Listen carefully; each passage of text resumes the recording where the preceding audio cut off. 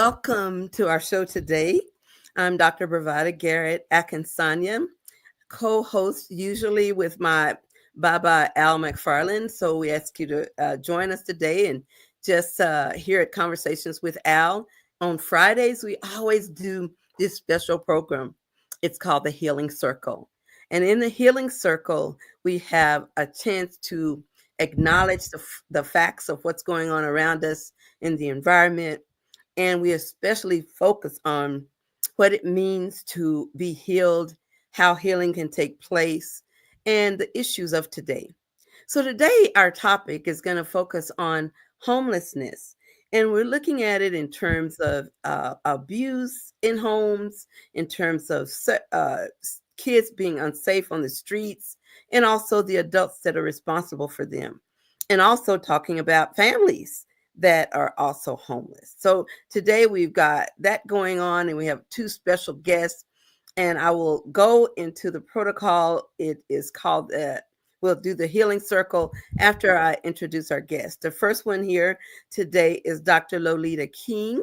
Uh, uh, um, I would like for her to be able to explain what she does. She is a psychologist within the African American Wellness Institute, which is, you all know, that's where we both work, promoting the spiritual and psychological liberation for African American children and their families. So I'm going to first introduce Dr. King. Welcome, Dr. King. Thank you so much, Dr. B. It's good to be here again.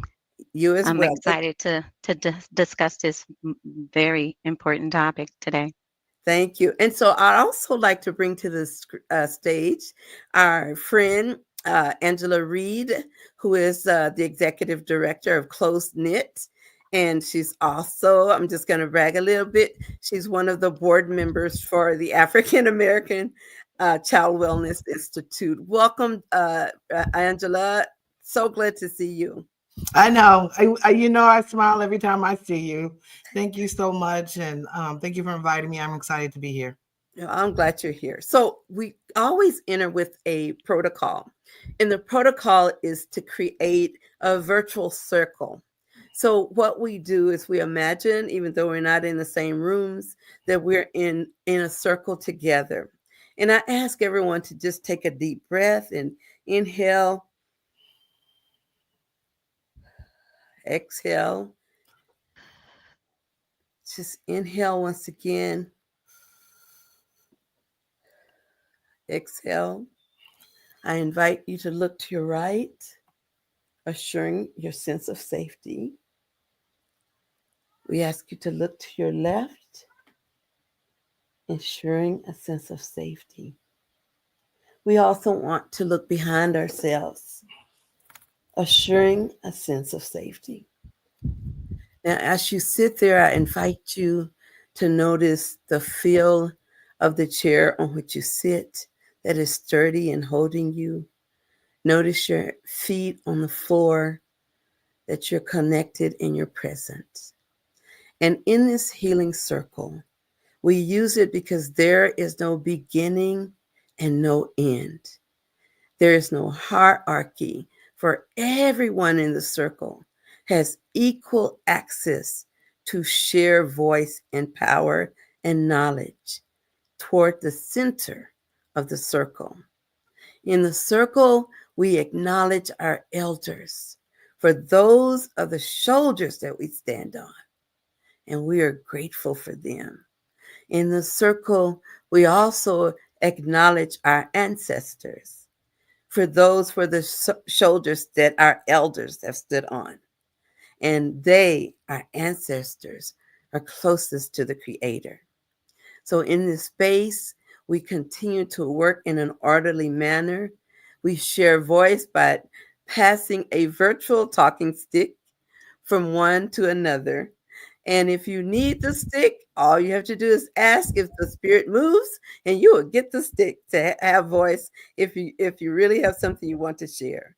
So with that said, and all that we're going to do today, I'm so grateful that two of the women I most admire in the whole wide world are in this space with me today to talk about our kids, our community, in our healing process. And with that, we say to our elders and our ancestors, Ashe, Ashe. Thank you, Ashe, Ashe. Ashe. Asha.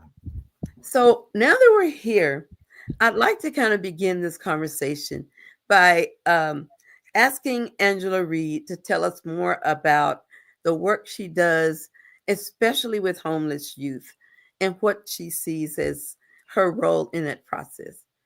You got the stick, Sister Angela. All right. Well, you guys know, I'm a mother, an advocate, and just a constant learner. And I've always wanted to really focus on improving the communities that we live in. I'm from Minneapolis, born and raised in Minnesota, and I've had an opportunity through my various roles to see how things change, evolve, and where needs are. And so my focus at this organization as executive director of Close Knit is to catalyze systems change. We are really trying to build a holistic model to how they're dealing with homeless youth.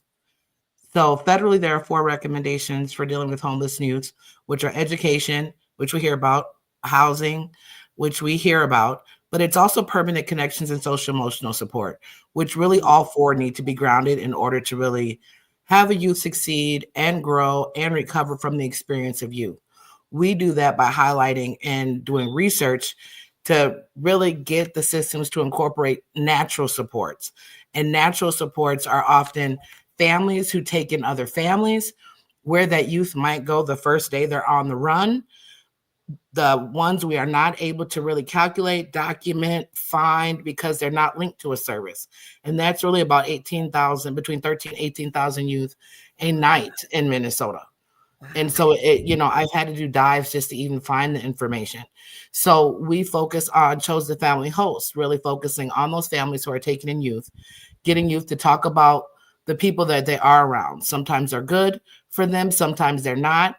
Really identifying who is good for you and when. And then we have a whole model on how the system needs to incorporate that. So we do it through training, technical assistance. We train providers to implement a curriculum to help identify those needs and address the factors that come from being homeless, and also just the factors of being a youth in Minnesota now. There's just a huge current of pain and trauma and just things that are outside of a lot of the youth's control. And if you don't have a chance to really talk to them about the systematic impacts in their lives, you won't have a chance to really get them to correct themselves. They'll remain in condemnation. So we're doing that through some legislation that we have going, and I'll talk to you about that a little bit more, but we're just trying to grow. And I'm looking forward a lot to really hearing what you guys have to say. Well, thank you so much, Angela, for sharing that piece of information.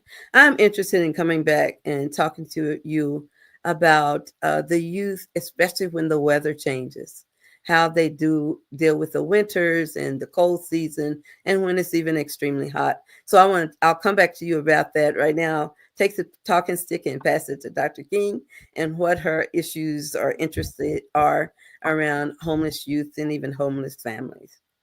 You got the talking stick. Thank you. So as I think about this topic, I started to try to recall the youth that I've worked with over the years in my role as a psychologist, and those that have faced either short-term or long-term homelessness. And I have to say that I was a little astonished, Miss Angela, to learn that it's 18,000 homeless youth at any given time. That's incredible. And And that it includes like it's 13,000 young adults, about 18,000 young adults and children who gotcha. are, in the schools through, but Mm, 13,000 mm-hmm, just, in the mm-hmm. streets. So Yeah, yeah, yeah, yeah. And as you mentioned, the um, factors that fall into um, them having less access to systems that would support them and get them into a stable situation is tenuous at best. And I really appreciate the idea of those natural supports because it does remind me of how if we're looking at things from an Afrocentric lens, we've Mhm. always kind of used our natural supports and family to help mother and parent our children.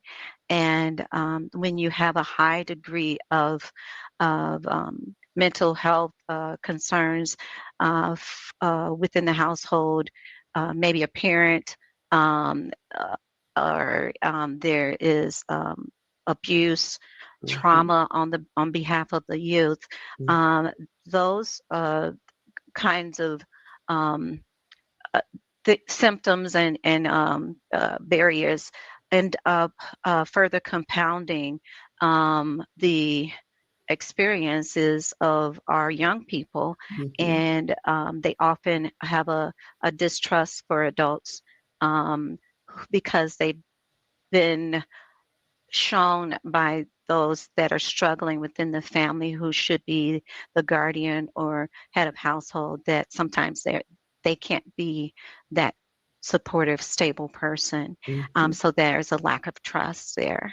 Mhm. And uh, but we have to consider not only that youth but the family itself, and how do we get services so that the goal could be, if possible, family reunification. Mhm.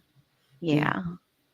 Yeah. Let me take this stick from you because I'm really impressed by the idea that our culture as African Americans long ago, some still lingers.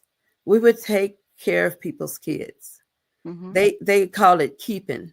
I'm keeping your kids. There's Yeah. no CPS. There's no Right. legal piece of paper, you know. Right. And if you're a working mama and somebody like your grandma or your aunt or your cousin, they're keeping your kid for you until you're ready.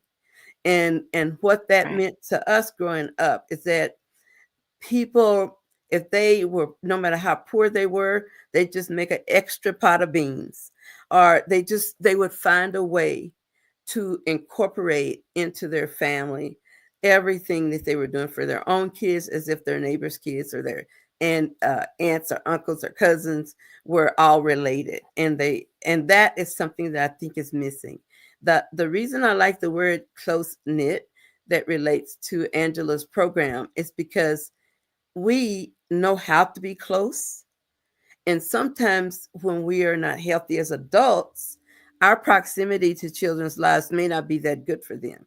They may, in Project Marua, our parenting program, we often say parents model and teach. So they may be modeling and teaching when you're angry, hit something or somebody. They may be modeling and teaching if you're really, really upset, drink a 2 or 3 beers or a 6 pack, or you're really, really unhappy, go drink, get you a joint somewhere. So sometimes the models aren't healthy themselves. And so that's why I think intervention with kids has to involve not just the child, but who is holding that child. So we don't want to have children have refusal skills and learn how to have better self-esteem. And then we drop them in a cesspool, and I'm using that word on purpose, a cesspool of dysfunction. and Hmm. and so for us it's important that all of the people who are in the child's or even the adults who may be home in their circle, they need to be ready and understand what it means to be homeless, or what it means to be on the streets. And one of the first things I think about are the number of Black girls who are missing, and the number of Black girls who are trafficked, and who are seeking somewhere to sleep, and they end up being sexualized. So Angela, I'm going to ask you now, just kind of describe to us some of the kids that come to your program. What are some of their issues? Where do you get them? How do they know to come to close knit? So I have 3 or 4 different questions, so I'll start with the first one. Tell us about how do kids find out about close knit? How do you get them? Well, mostly our connections are through our partners.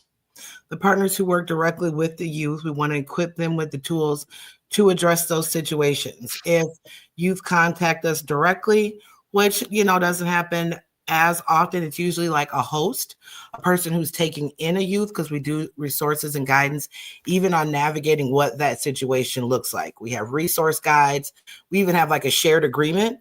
If you want to talk about, okay, you're going to live here, let's really talk about what that means. What are the legal guidelines? And so we go in that route. Now, ultimately, because this falls under permanent connection, we like to go through the providers as well, because a lot of times it's only the provider who might be the only person in the world who knows where this youth is. And I've been a direct care provider before, and we take our relationships deeper than we're technically allowed to. But we need to be that relationship and dynamic needs to be celebrated, and it also needs to be defined. And so we do, take place in outreach. We make sure when we do see youth, whether it's a quick interaction or we're able to, form a deeper relationship, to go through what we call our circle mapping model, where that is choose your always, sometimes, and maybe person within a visual. Because, if you have a visual, it kind of takes off stress in that time. And so we also have little cards so they can pick that person either in terms of where they want to go that night, but they can also pick that person in terms of what is their goal. Like, what do you need today? They might say, I need to feel hope. Who is your always, sometimes, and maybe person to make you feel like that and make you gain that hope? And then, sometimes your always person needs to be a never person. And it helps to really kind of visualize that. And then we have models, within it to kind of circulate and support that. We are a young organization. We've only been around for 10 years. And as you know, systems change is not easy. And so we're really trying to impact a lot of things on different areas through research and informing and getting just real tools in the hands of providers. And also, because the providers are a permanent connection, we want to focus on the needs of people who are working directly with the clients, especially now, because those dynamics and those relationships and what providers are experiencing, being so boots to the ground and one-on-one within the system of disparities like Minnesota is, just the last 3 years, the providers themselves need a little bit of care and support and to be identified as a permanent connection. So we collect research and share information on the importance of that dynamic as well. That's wonderful. I think what I like also is the idea of making kids recognize the level of dependability that they have in terms of support. And I think that's a very good starting point with kids and actually adults, because it's sometimes your person who used to be your always becomes your sometimes, because you used up all your always tickets, and you have to kind of get geared down. But I think having that model helps them to kind of encapsulate that they have certain stages or levels of support from whomever, and at least they can recognize that they have support. And most of the time when I see kids, I used to see kids for many years when I was working at another organization. Most people know about it. It was Youth Link, and the kids would be on the streets a long time, and they had a hard time connecting with providers. A lot of them had been sex trafficked, whatever that word is, and they've been abused in so many ways. So they couldn't run back home because that environment was untenable. And then they only had the streets. And in the streets, although they were not at home getting abused there, they were finding other elements of support and abuse in community. So what do you do at Close Knit to address kids who have had those traumatic experiences? And I hear you talk about partners and things like that. What do you do with them when they really don't feel safe on the streets? And of course, they don't feel safe at home. So, well, I see our organization and the way we really function, which is a really different balance, is we're that organization that's in the gap. We're like that one level of harm reduction where we know that this interaction is going to be hard. as we go through it, because we're the ones, we talk with the ones who are on the waiting list of getting to shelters, who cannot get into shelters, who have tried the things that they can try and are really at a state of emergency trying to survive. And so we definitely are very selective about the partners that we refer and share information to, and also the partners that we refer our partners to. They have to have a very good collective with who they're referring them to. And so when we work direct with youth, we want them to leave with tools and something that impacts them immediately. I want to talk about what is going to have you leaving this meeting feeling better. What is that individual thing that's important to you, not what's important to me, not what's important to a guideline or a regulation, or what I'm funded or regulated by. What is important to you, and let's see how we can navigate that together. And so that's the way we promote the people that we work with to function with youth as well. And then it's one thing about trying to get them quick access to learn about new services. Housing stabilization services are very helpful. Just kind of even giving some guidance and direction, and then staying connected as they go through that process, as they grow, as they, get an apartment, still having a connection with someone. A lot of youth who foster out, because most of the youth actually on the streets are children who fostered out. And so that's why it's that fail safe of this huge system impacts that's been going on in Minnesota. And so let me interrupt you just for our audience. What do you mean by fostered out? Like children who have grown out of foster care, or have grown out were removed from their home when they were young, have grown out of services, and now don't have access to anything. Or like 18, or is it 18? Yes. Yep, it could be 18, it could be 16, whatever age that they fostered out, or what their independent situation was. And so what they find is that youth the one term I do want to, get in our minds is interdependence. We are taught, our society teaches our culture that you need to be independent by 18. That's unrealistic. And no matter how healthy or much support that you have, my parents still help me with everything to this day if I need it. You got to have support. And so they'll find that youth who end up even getting out of foster care might get into housing. They'll lose their housing because they're not prepared for it. They can't maintain it, or they just get lonely, and they will return to that family that's dysfunctional, and they aren't really taught the skills to know about boundaries and how to reinforce them, and not to judge, and to step back when you need to, and to be empowered to do that. And so, like I say, as we grow, I am, looking forward to doing more engagement, more listening sessions, talking to more youth, and building this out. It's a really a moving train, a moving soul train. It's a really fine balance supporting these youth who are really at a devastated, state. So you want to link them as quick as you can, but you also want to say, we're in this with you because we understand the impacts of the system.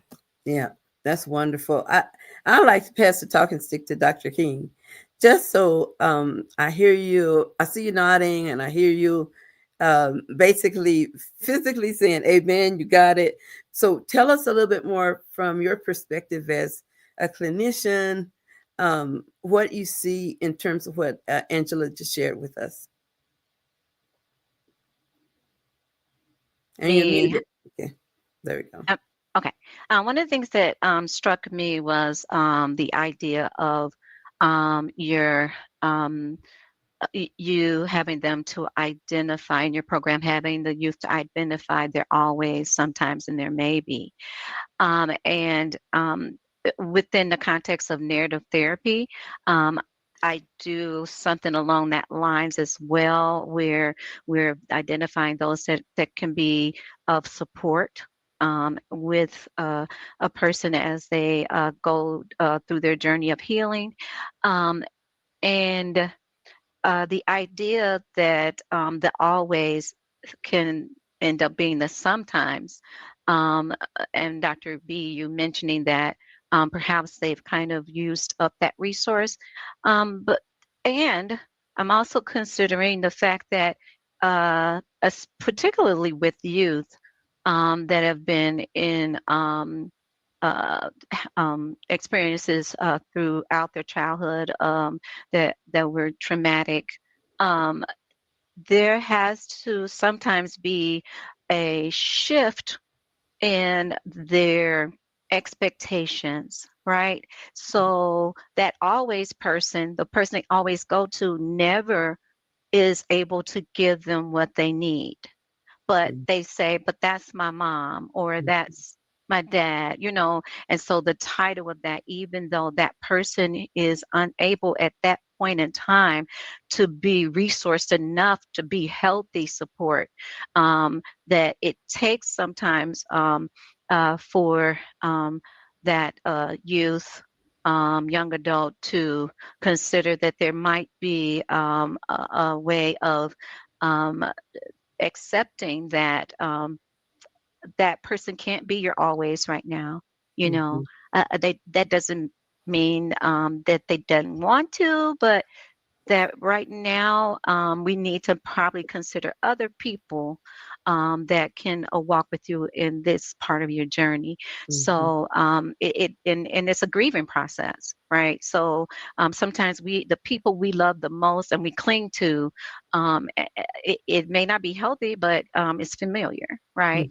And Mhm. so when you mentioned also, Angela, the idea that sometimes once a homeless youth has acquired an apartment, stable living, they could feel lonely and start to kind of go back to old people, places, and things to feel the sense of community. And that that can be something that if they're not expecting, then that is something that really can derail their stability or bring it. I'm thinking of a couple of young women that I worked with in the past who ended up losing their housing because the other youth that had not been open to or had access to the services that would have provided stable living come and kind of that's the crash spot, right? And Oh, so then it gets to the point where, to me, people there breaking the rules and so on and so forth. And it doesn't necessarily have to be that person, the youth that has the housing, but they've opened their heart and their home because they want to help someone else, and it mhm. ends up costing them. So Okay. it's a lot of psychoeducation. It's about healthy boundaries, as was mentioned, about being okay with saying no or not right now, or setting limits or expectations within your relationships, and really feeling a sense that you deserve this, because that's also another thing that so subconsciously a youth can have been told all along, or they believe based on the circumstances that I'm not deserving, I'm not good enough. This, uh, it's only gonna it's only gonna end up being bad in the end. So why try? Why this is only gonna last for so long. So there's so many aspects of the situation that need to be considered, and I love the idea of kind of trying to meet those immediate needs, because as youth you kind of want you want your reward right now. That's right. A lot of adults too, but Yep. that's one of the things that that delayed gratification, and teaching them that it's coming. Mhm. The other things can come, but there's steps to it. Yeah. Yep. And Go ahead, I Angela. mean, and it's important to understand that at that age, 18 to 25, you're looking for connection developmentally. Yes. I mean, that's just the phase that you're in. And, Hmm. what you said, I think was like a perfect little, sub segue into trying to make incremental steps. And so right now I'm working on some legislation that I'm advocating for, and we helped architect, called the Right to House Youth Act. Mhm. And what that is it gives 60 days protection to a renter who takes in someone homeless under 25. As long as their landlord knows they got 60 days, but this also lays the groundwork for when you are like in that youth in that situation, kind of has a little bit of a foundation to start that conversation. Like, okay, look, you're here. I notice you're saying you got 60 days. let's talk this through. We have guides depending on what's going on with their situation, guides for their, so if they're involved with criminal justice, if they're pregnant, if they have a disability, there are guides to, kind of help guide them and help those conversations and even to come to agreement together. And that gives a little bit of protection. Taking in family members is what African Americans have done for generations. That's right. Absolutely. And as you guys being in the behavioral health field, evidence-based practices need a billable definition. And so that's what Chosen Family Natural Supports follows under that behest.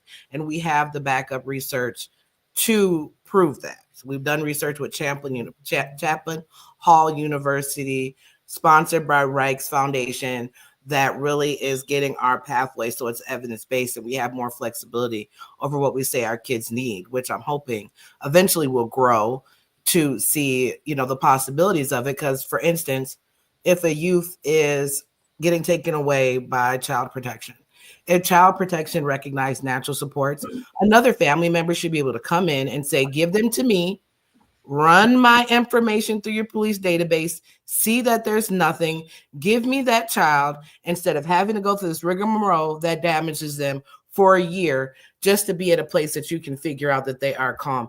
And most families have somebody, but they just need support. You could take in these family and youth, but there's no financial support to do it. They have to stay under the radar. Most of our families are people, it goes deeper because we're not homeowners here in Minnesota. We're renters. Right. So, how do we really navigate that? And the system has to really adjust to natural supports a little bit more. It's more cost effective. And I think the flexibility of that is more prominent now with everything that's going on federally. And you see how things can get locked up. And what option do we have now? It needs to be investing in these families and these children who are doing it. So the perspective of a host and knowing who you are. There are some people I'm an always person to. There are some people I'm a sometimes person to. There's some people I'm a never person to. And it's okay to have those conversations and to lay that out and to let them know. And that's why it's a collective building effort that everybody has to recognize a little kind of piece to it as we go forward in this long haul. And I think it's something that can really make an impact because a lot more people do it than you would imagine. I've been a chosen family host, didn't even know that. But yeah, I've been taking in kids whenever they need it all the time. Yeah. And so we deserve to have some financial backing with that because we are preventing people from being homeless. Yeah. Right. I just give me a second. What was getting me excited is I was thinking about, when you were talking, you remember that show that used to come on with Will Smith? It's called The Fresh Prince of Bel-Air. Bel-Air. Of Bel-Air. Remember Chosen in family the song, host. right? Remember in the song he said somebody was making trouble in the neighborhood and he got in trouble and his mama sent him to live with his aunt and uncle in I guess Bel-Air.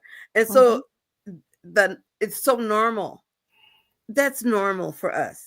Yeah, it's not an abnormal thing in our parenting to send our kids for somebody else to keep them and watch them. I don't think she did any CPS referral. She didn't require any paperwork. She sent him where he would be safe. So let's talk as you're talking about these natural support places and people. Sometimes they're not even a person. It could be a place. So one of the things I remember is that when I was working with these kids more heavily than I do now, there was a law that said that they could not get a homeless shelter apartment if they were in school or if within the last 30 days they'd had somewhere to sleep, even if it's not their place, it's on somebody's couch. So we had kids quitting school so that they could have housing. Is that nonsense still going on, Angela? Well, I have something to say about that as well. So we are located in Minnesota, but we do stuff nationally. We have some connections internationally as well. So there's the National Network for Homeless Youth that is actually working on, and this is where the problem lies that is leading to that, is that there is no federal definition of what homeless actually is. Federal definition and programming is defined by kind of how you bill, basically. And there is no real definition of that would encompass that individual, because they don't get tracked until they kind of get a house. So there's no, so yes, I mean, because they're not technically defining them as homeless. There is legislation going through right now federally to change that definition so that that youth in that situation can get it. Couch hopping youth need to get it. Someone who is unstably housed, someone whose income is too low to meet that need. That's where my role with Homes for All comes in. Homes for All focuses on the continuum of housing, from, you know, those ones who are couch hopping all the way to making sure that there are funds available for buyers, support to get buyers, all that whole spectrum. And that's where we need to really focus our efforts, where everything now is mostly housing centric. We want to complement the system, but absolutely. And then the term too, there's chosen family, stranger match, which, you know, we don't, that brings dynamics. We do, but there's stranger match. The one you're talking about is called kinship support networks. So chosen family, kinship networks, and then chosen family host, where it's from, you know, permanent connection relationship that might not be a kinship. But, you know, it's definitely some fun work that I'm doing, but you can see all the problems, and who would be there to advocate for someone like that. Right. There's no system set up to gather that data, to advocate for that need, except for us. Yeah. And so that's what we're trying to do. Angela, you mentioned something that that I wanted to follow up on also. As we look at, we've been saying culturally, that's kind of what we've done. That's what we've known, is to take the children into our homes, or, you know, grandma did that, and, you know, it wasn't uncommon to not actually know that that wasn't really a sister. It's a sister cousin, or what have you, or to be sent down south to live with family because of the fears that the parents may have, with, you know, that analogy that you gave, Dr. B, about getting in trouble or wanting to protect and keep them safe, and so sending them to another relative. One of the things that the current model, and I would dare to say this Western European based model, where it's a nuclear family, and the structure is such as that you take care of the people in your home, and that's it. And then the renters, who may be really open to housing this youth, but it's a matter of, will I lose my housing, you know, and they get penalized for trying to be helpful. So if the legislation can change, and that they can understand that that is not helpful, and it's not congruent with our culture and the ways and the practices that make the most sense, then it creates, again, another layer of barrier to that youth's gaining stability. And majority of the time, I mean, it's not by any fault of their own that they were in foster care, or that they felt the need to leave the home, you know, high conflict, or whatever the case may be, having a child, you know, as a teenager. All those factors can play a role, and it's really incumbent on us to, like you said, come up with some legislation that will assist in the natural supports being able to be supported in that endeavor. And you know, the funny thing is that with it, it's about removing the barriers. Yeah. The way everything is set up, it's created all these barriers where it was something years ago that was natural, took place, like you said, for years. And the whole system creates barriers in every single way. And so it's like dismantling while trying to build. Yeah. So I named a couple of the barriers. Are there others that you think we should also address in this conversation? And one was, of course, the funding source requiring certain criteria. And now you explained clearly that it was around the definition of who gets in, who doesn't, who's considered homeless, who is not. And then the other piece I think is requiring them to not be in school or not have a job. When I see that if you're homeless, school may be the only safe, reliable, warm, loving place you know. And so if you can go to school and get free lunch and free breakfast, and you're on the streets, and you're even smart enough to do the work, even though you don't have anywhere to study, you can study at study hall, at school, you got teachers encouraging you. What on earth can we do as a community about systems that create barriers instead of breaking them down? I mean, I think we have to leverage our personal power and connections. And this model and this is something that really carries through for conversation and passion and desire. Mm-hmm. Something that needs to be long-term, ran by the community, because as you know, we participated in so many listening sessions on improving this and that. And that ends up being the project, and there's not anything dedicated to the outcome. Mm-hmm. I think in terms of Minnesota, it's important to think about everything now. And what I would say 5 years ago might be different. But now we're at a state of emergency. So we have to approach it as that. Mm-hmm. You know, you ran that crisis counseling program with FEMA. We Yeah. are at a state of emergency. And now really since COVID, we've gone through it 3 times. We had COVID, we had George Floyd, and now we have the influx of violence within the youth that is creating a whole nother dynamic of community stress that we never have had a chance to even balance off. Mm-hmm. And, you know, so a real uniformed approach, and knowing that until the system does change, we have to be that change. We have to have conversations with our young adults about how hard it is actually to be an adult now, no matter how much support that you have. Relieve that stress, have those conversations on purpose, just in terms of housing, and take time to really talk about 2 kids from a young age. What is your vision on housing when you're 18, 19, especially seniors, even, you know, 12-year-olds, letting them know more about this system, letting them know about the barriers to kind of attack what we have to deal with now and how we're going to prevent it. And then they really need to invest a lot more to understanding the trauma that comes from being homeless. Mm-hmm. A lot of these kids who are homeless now are also had generational experiences. And here in Minnesota now, like I say, it might be different 5 years ago. Now we have good 3 generations of people who've experienced trauma and can't get out the cycle, because you got to be 200% the federal median guideline to even get support.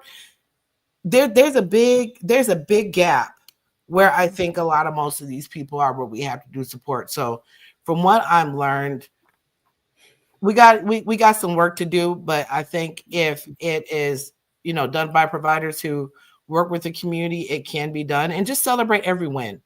Every person that you interact with, every opportunity, everything has to touch a community is important, and it does make a difference. And that's why our tag is loving youth out of homelessness. Sometimes they just need to feel connected. They don't need to feel lost, and that this is more, you know, it's more of a journey, and that like everything is an accomplishment within it.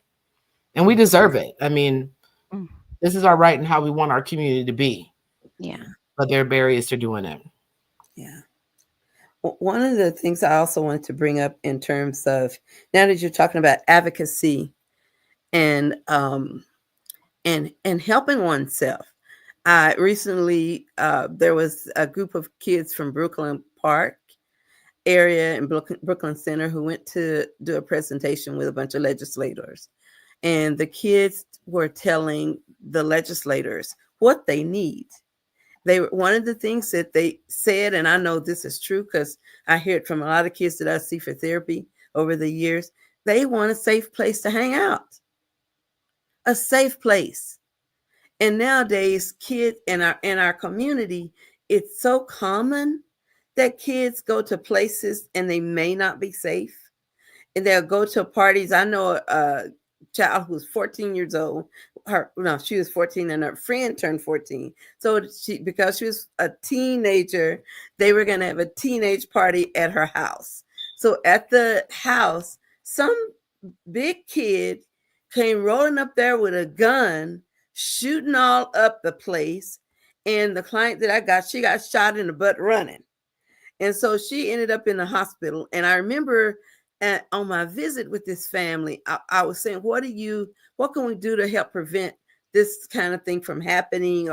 And then one of them said, this is what's called gallows humor. By African Americans, we tend to laugh things. We laugh instead of crying. But they said, well, what you can learn from that party is you better run faster. And so everybody broke off laughing. But the reality is, why does a 14-year-old have to go to a party where there's even a gun? So it's such a big systemic problem. And so homelessness is one of the larger variables, because if we talked about Maslow's hierarchy of needs, which we've introduced on this program before, first we have physiological safety. And in that, your body needs to be safe, right? You need to have a place where where you're not worried about food or water or nurturing or healthy touch. You're not worried about those things. And if we're struggling as a Black community on this day, in this context, with this president that is making things so topsy-turvy, for we could rely on free lunches 1 month. Then they're going to do federal stopping of free lunches or all the kind of nonsense in rigmarole. It creates a great deal of uncertainty. So in your work, Angela, with our babies who already come from such traumatic, unreliable, uncertain paths, what are you doing, or what can you do? And what can we as a community do? So it's two parts. What are you doing? What can we do to support that stabilization of the youth that you see in your place? I think there's, always definitely coming together on big level approaches. Being able to stand together and unify as we move forward is definitely a pathway. And I also see another thing that we need to do is just kind of understand where our own personal philosophy and model is on this subject and really start having these conversations. Professionally, I myself do want to one day, if funding shall allow, have a young adult center. They need a place where they can transition into adulthood, where they're given access to this information if they're not able to go to college, and just some guidance to navigate that. Because it's definitely a need. There's so much concentrated disadvantage in Minnesota that I would say the first thing to do is to be dedicated for the long haul. We got some changes to make, and then once those changes are made, as legacy organizations like yourselves, we have to be here to monitor and see that it's maintained to the efficacy that we say, and it has to be done now, because we've been advocating for it in different ways, for years. And so I think just, building more together, getting more resources, more massive public awareness. We know we never get money for media. But we have to be able to connect with our community, and that is a very hard thing to do. And so in terms of, that's why I like to really equip people with tools, handbooks, where if a subject comes up, you can flip through, you got it right there to have those conversations. And it's not really a strain on yourself or on your heart, to completely move forward and, make a personal platform and support other organizations who are working with youth. If you have a knack with youth, no matter what area it is, please get into it, because we're also losing our providers. Yeah. We had to look for our next generation of providers to work with this youth. And if you have a knack, that's why a lot of it is no fault of providers either, because when it comes to youth, there just simply is not enough beds. There just isn't, we got providers who work very hard. This field goes and fights so tremendously, and people who are homeless advocate so loudly. I just spoke at the Homeless Day on the Hill the other day, and there were about, between 800 and 1,000 people there, a lot of them with lived experience of homelessness. That's right. And so with me, I'm working on connections, building bridges between chemical health, mental health, homelessness because the foundation is all the same. Mhm. Homelessness is an area that can cause SUD and also be an outcome of SUD. Mhm. Same thing with Yep. mental health. Homelessness can cause mental health, and mental health can be, can cause homelessness. And so, as we as legacy organizations reach together, and I'll be reaching out to you. These are the visions I've been doing over in my bubble. We have to just really kind of be targeted, and I think we have the ability. And now more than ever, I am really emphasizing a lot of independence. Mhm. Us as a collective, getting together, taking our time, finding a way to have access to what is going to promote this so that we can do it the way it needs to be done and maintain it the way it needs to be done, because federal changes have knocked out, future hope that we might have into things. Mhm. And so I think it proves the need of grassroots sustainable efforts. Mhm. So, we got to kind of keep pushing for it and not be afraid to ask for that money, and always be flexible with the programs that we have. My program now, we have one grant with housing, but everything else is support with donations and Mhm. foundations. So I had the flexibility to stand strong and hard on, a platform that's not necessarily familiar with wide stream, but has the ability to have the biggest impact. And I think Mm. everybody as an organization and individual needs to know that on this issue, we all have the ability to have a very big impact. Mhm. Got to focus on it a lot and in a variety of ways. Any way we can. Have a housing policy. What is it, internally as an organization? What resources do you possibly have? Just even becoming familiar with things. So if you have that interaction, you can, do it quickly. A Narcan in your car. So if you see somebody you think they need it, you can give it to them. Mhm. Safety, little kits that you can give to somebody and give them to them, or even collectively coming together to purchase items to make these kits so that we can stay connected, because our community really can be reached. Mhm. We're 5% of Minnesota population, but we're double, triple impacted, sometimes quadruply impacted on different things. And that comes from, my actual field is human development, and I'm certified in early childhood education. And so there's a lot of things going on that are outside their control that we understand as developmental people. And we need to keep focusing till we set that foundation. We take care of that foundation so that they can grow. And right now our foundation is really um, Shaky. kind of falling apart. Mm-hmm. Shaky. Really shaky. So I thank you so much. I think one of the things I'd like to, as you like to do, because our time is almost up actually, but what I'd like to do is have us to think about um, a vision of what it would look like if our kids and our families had other options readily available and the stigma was gone and they actually were able to get it. And the first thing that hit me a moment ago that made me want to ask this question and put that out there for us was that we need to have creative ways of supporting community. What you just said about having a policy in your office on homelessness, and what do you do, and resources around it, that is so important. I know in my urban league office I always kept food, always, even if it's for peanut butter and jelly sandwiches, because when kids would come to see me who were homeless, a lot of times they were also hungry, and there are barriers professionally that say, oh, you can't give them money, you can't give them, do this for them, you can't do that. But I found ways to donate money to churches that I Yes. know will give them money if Yeah. they need actual cash. So I Yeah. think I would like to think about which the challenge that's come from this for me today. I'm going to try to think about more ways that I can address those needs that will be legal, ethical, and helpful. I love that. I really, really, really, really love what you've done for us today, Angela. And Dr. Lolita, I'll give you the talking stick so we can let Angela have the last word. So Okay. Yeah. you got the talking Sure. stick. You mentioned the church, and that's what I was starting to consider. That there were also some things that were happening in the past that went away. And I'm not sure why. I don't even think I was here in the state of Minnesota when the initiative of One Church, One Child was out Mm, there. But I do know that Ian Bethel was one of the uh, forerunners in that initiative, and it sounded like it was very, very effective and helpful.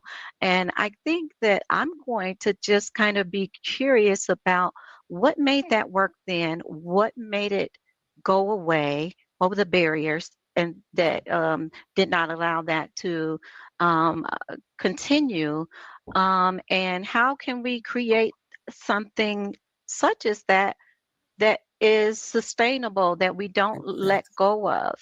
And the fact that the church is still sometimes we have some homeless youth that's just the church's child, right? Mhm. And so I think when you say how can we be creative about that, it's just getting me thinking about ways in which I'm already engaged in certain systems or certain social um, outlets, and church being a big one for me.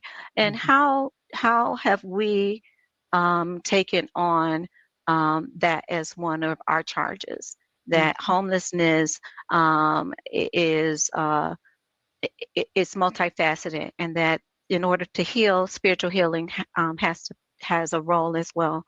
And so I guess I'm thinking of that. I'm also thinking about, like you said, being creative about food or resources and not being unethical. But we are very intelligent people, very imaginative and creative, and Mhm. so we can really tackle some of the things that um, we may not have considered, and we're waiting for the big thing to happen. We can do smaller things, more immediate things, I should Yeah. say. Yep. So I'm excited about just further in that conversation I love that. Thank and you the so much. work. Yeah, Thank you, thank you. Dr. King. And Yeah. so, Sister Angela, you got 1 minute to say the last word before we drop the mic. I think the one thing to understand is that this model is a community driven approach. I can have as much research and even research that's been validated by youth, but the community has to really show that this is something useful and something valuable and something that can be taken in on an individual level, because it's just really the re-inclusion of something that's always taken place naturally. And Mhm. so, I'm pretty much a homebody. And so I kind of float around and work and kids, and that's it. But please reach out. We are the only intermediary in Minnesota who is focusing on this subject. And so I'm not really one to always go with marketing, but we need support. We need to stay connected. Reach out to me. I love having conversations like this. I love sharing information. I have details and connections within these various fields that I share legislation that other people are promoting other legislation, and that staying connected is the key, and that we have to love these youth right where they're at. That's right. Everybody needs an always person. Sometimes a child's person might be their grandma in Tennessee, and if you need some help to get there, we're going to help you get there. And that's how we really have to think about things. So I want everybody just to love youth out of homelessness and realize when you are given that connection, no matter what, big or small, it can make a lifetime of difference in that youth, no matter where you see them. If it's on the street, in the schools, show love and compassion and care and offer resources and guidance. Where would, if anyone in the public would like to call or email you at CloseKnit, how would they go about doing that? Can you share any information now? Absolutely. You can email me at ar@closeknit.us. Our website is www.closeknit.us. We have a newsletter with over 1,200 people. Please stay connected with our newsletter. You can always feel free to reach out to me, 651-767-2196. We do train the trainer models. We share our research, and then that way I'll share with you some of the upcoming trainings we'll have with our research. And if you're ever interested in partnering on opportunities or creating something for you that you're working with or developing a new proposal, please feel free to reach out. We're growing, we're flexible. I'm the ED, so we can, flow with the vision that we've laid. My board is awesome. So please, please, please do not hesitate to reach out and share your stories as well. Thank you so much. And thank you, Dr. Lolita. And thank you, Angela you. Reed, for bringing this to the forefront. And Thank you. today, I think that's where we need to drop the mic. Take care and love our babies. See you next.